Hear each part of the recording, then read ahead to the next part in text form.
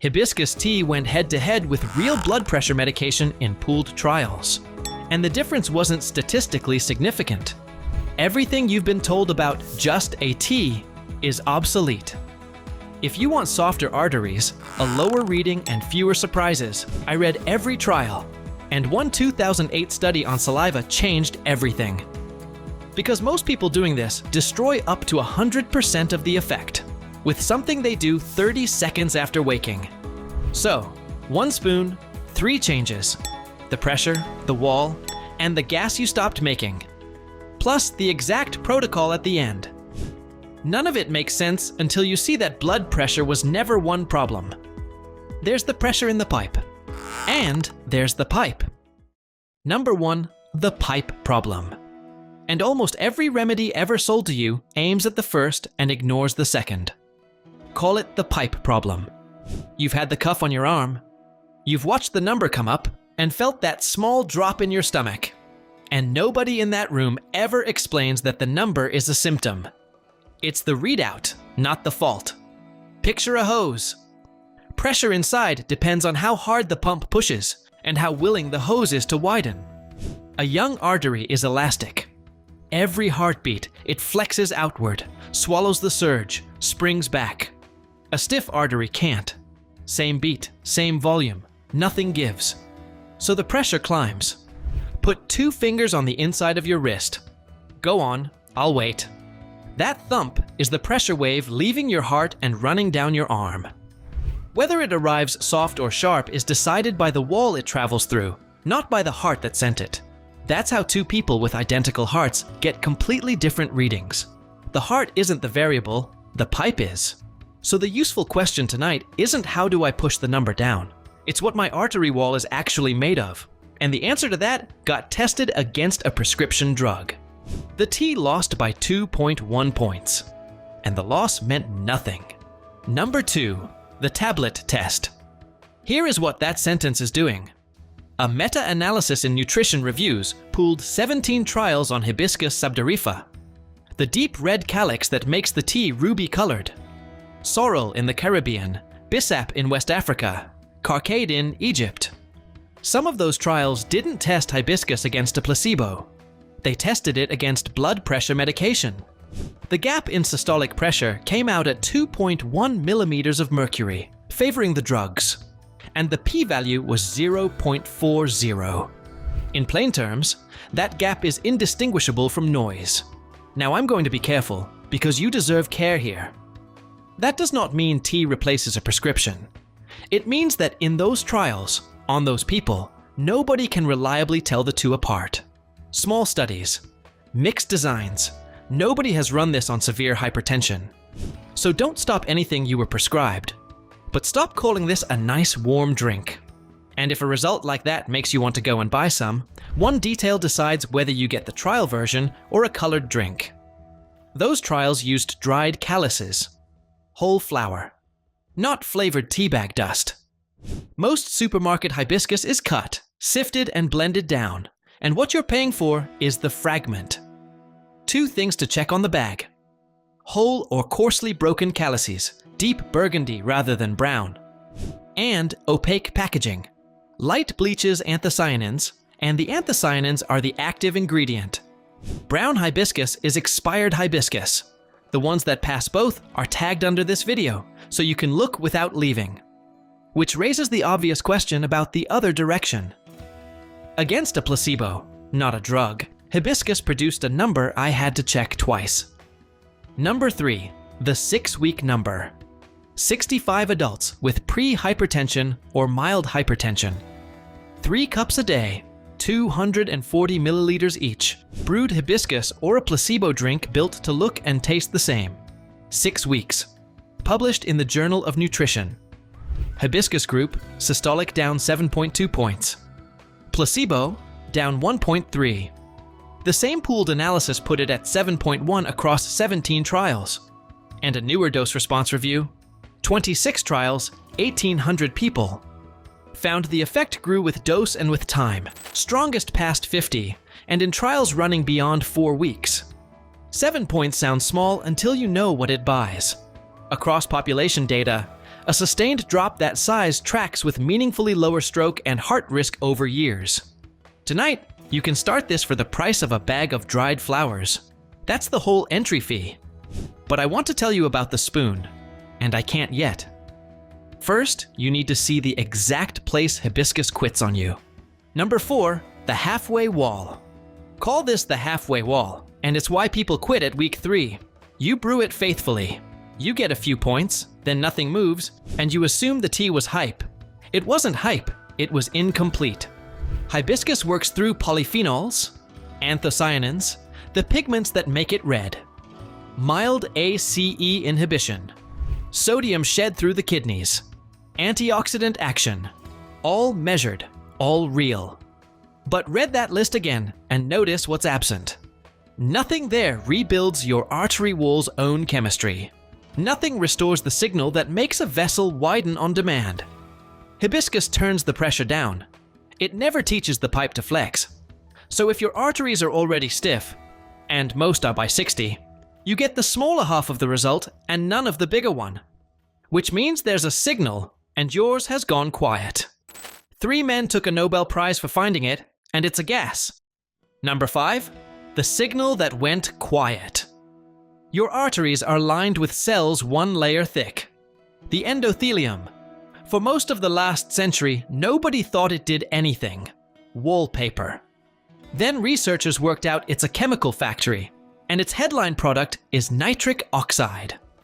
When the endothelium releases it, the muscle in the vessel wall relaxes and the artery opens. That's it.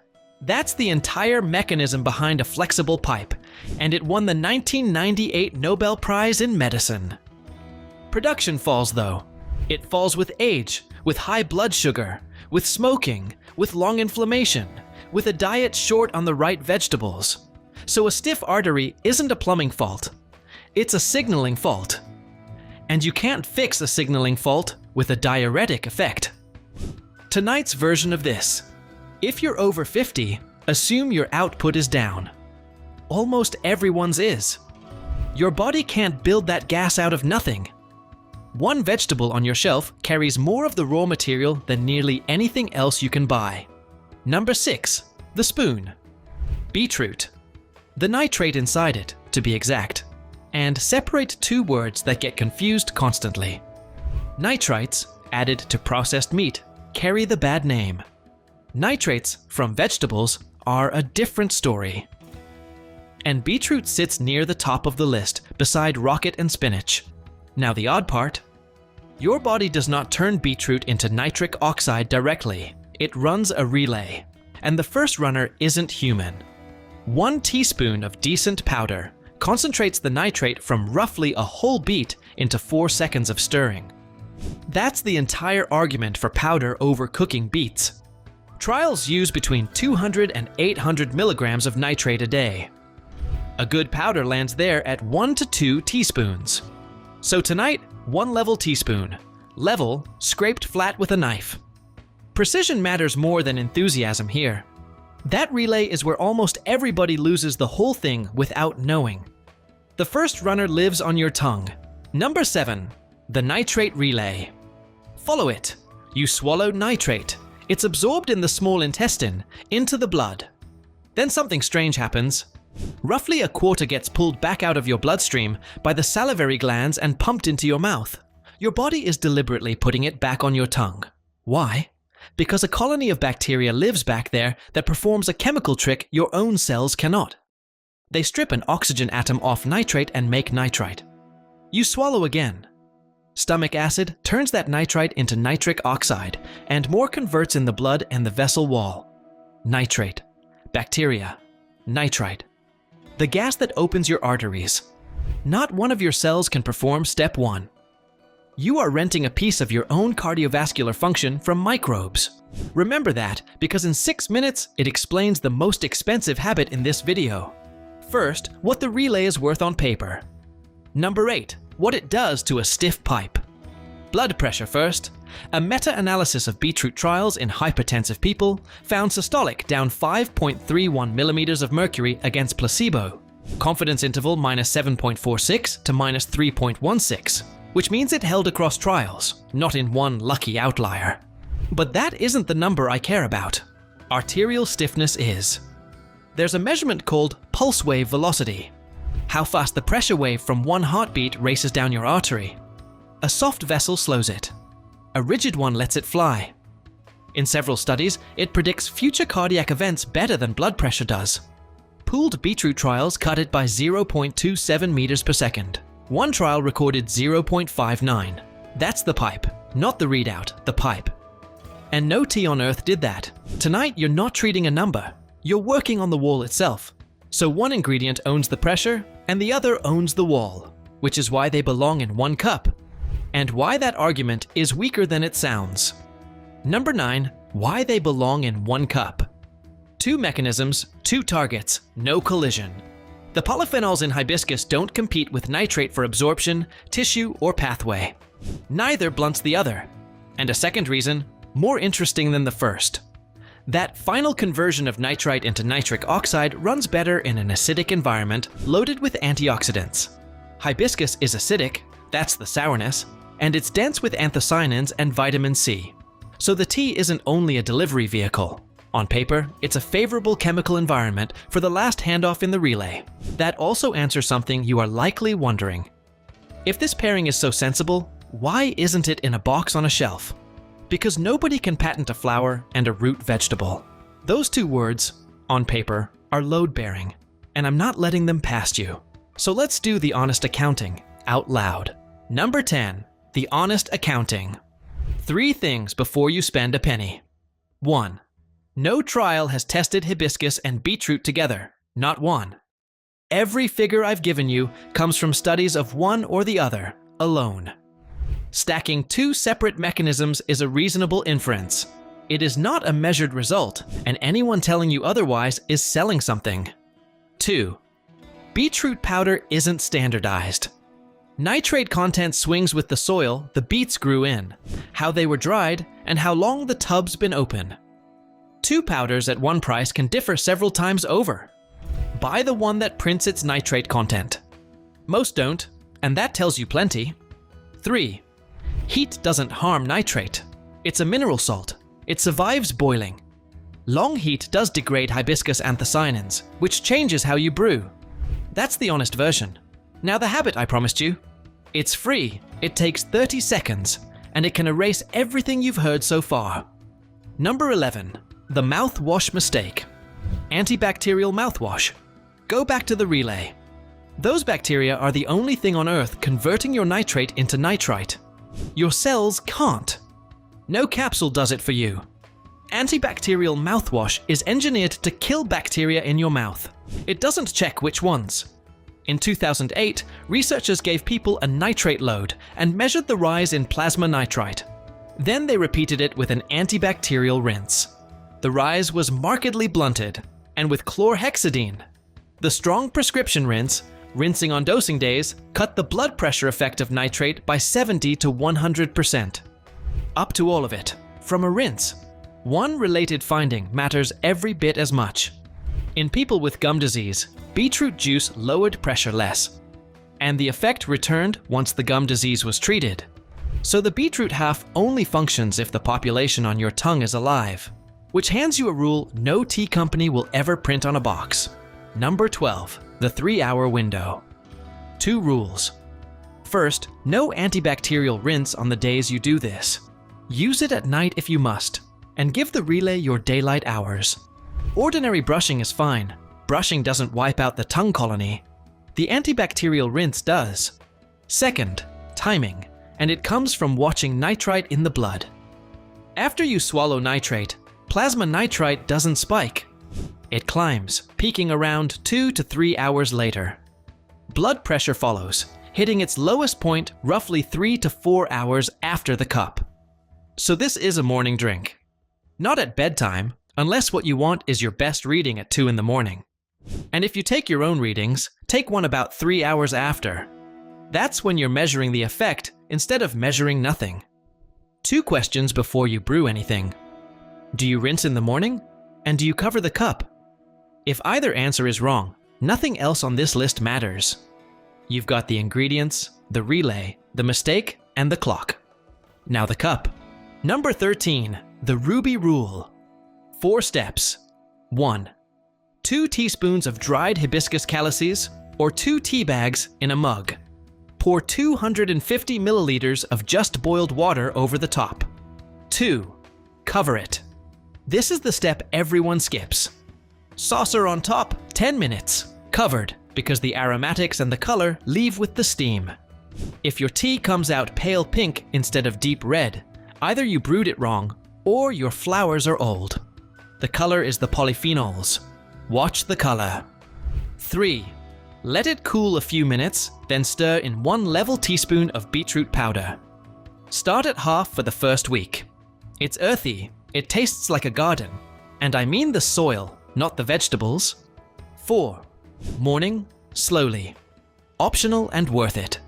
A squeeze of lemon for vitamin C in that acid environment, and a little honey if the sourness wins. Under 4 minutes of work, start to finish. Now the powder, because that's where this quietly falls apart. I said earlier that nitrate content swings between brands. What I didn't say is how to spot it on a shelf. 3 checks. A nitrate figure printed in milligrams. If it isn't printed, nobody measured it. Beetroot as the only ingredient, with no maltodextrin padding out the tub. And a resealable pouch, because the powder pulls in moisture and a stale tub is a weak tub. Both the hibiscus and the powder I use are tagged below. 2 ingredients, 1 cup, and a month of it costs about what you'd spend on coffee in a week. Do that once a day, but not tomorrow, not yet. 4 groups of people should never drink this, and one of them is holding a pill bottle right now. Number 14, the 4 who can't. 1. Anyone on blood pressure medication. Not because it's dangerous alone, because it stacks. Both of these lower pressure, and on top of an ACE inhibitor, a diuretic, or a calcium channel blocker, you can end up dizzy or fainting. Your doctor needs to know before you start. 2. Anyone on nitrate heart medication. Nitroglycerin, isosorbide, or drugs like sildenafil. Those run on the same nitric oxide pathway. Combining them can drop pressure dangerously. This one is not a maybe. 3. Anyone who's had a calcium oxalate kidney stone. Beetroot is high in oxalate and powder concentrates it. Skip the beetroot half. Drink the hibiscus alone. 4. Pregnancy and breastfeeding. Hibiscus stimulated uterine activity in animal work and is traditionally avoided. And hibiscus can interfere with how your body handles certain drugs, paracetamol, and hydrochlorothiazide among them. If you take anything daily, ask first. If your urine turns pink this week, don't panic. That's bacteria, 1 in 7 people get it, and it means the beetroot arrived. Number 15, the 6-week clock. Be honest with yourself about the clock. Day 1. Nothing you can feel. The gas is moving inside 3 hours, but nobody feels an artery widen. Week 1 to 2. A home monitor starts showing something if you read at the same time daily. Small, a few points. Week 4 to 6. This is where both sets of trials found their numbers. The hibiscus study ran 6 weeks. The dose-response review found the effect still climbing past week 4. If you quit on day 10 because nothing happened, you quit before the data says anything happens. And the stiffness? The pipe moves slowest of all. Think in months there. Same time, same amounts, every day. Miss 3 days in a row and you're starting over. And those 2 fingers on your wrist? Same thump, 6 weeks from now. Traveling down a softer wall. That's the pipe, the pressure, the relay, the mistake, and the exact protocol. Every number of it from peer-reviewed trials. But every one of those numbers works on the vessel from the outside in, and none of them touch the thing damaging the wall in the first place. And it's this, chronic inflammation, which no amount of nitric oxide will outrun. And the remedy with the most human trial data against it is one almost everyone is taking in the weakest form there is. If you want the 10 biggest black seed oil benefits you've been missing for years, and exactly how to use it right, that video's on screen now.